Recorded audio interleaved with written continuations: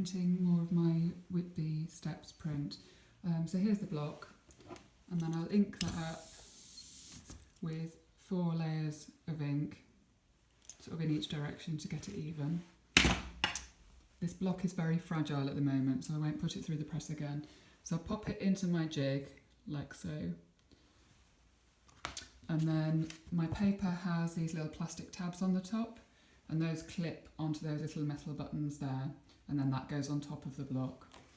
Then this is my etching press, so I wind the handle, and that goes through.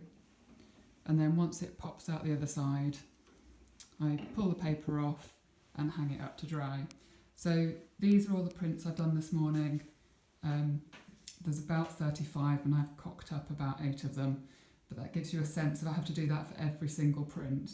And I've also got 5 more colours to go.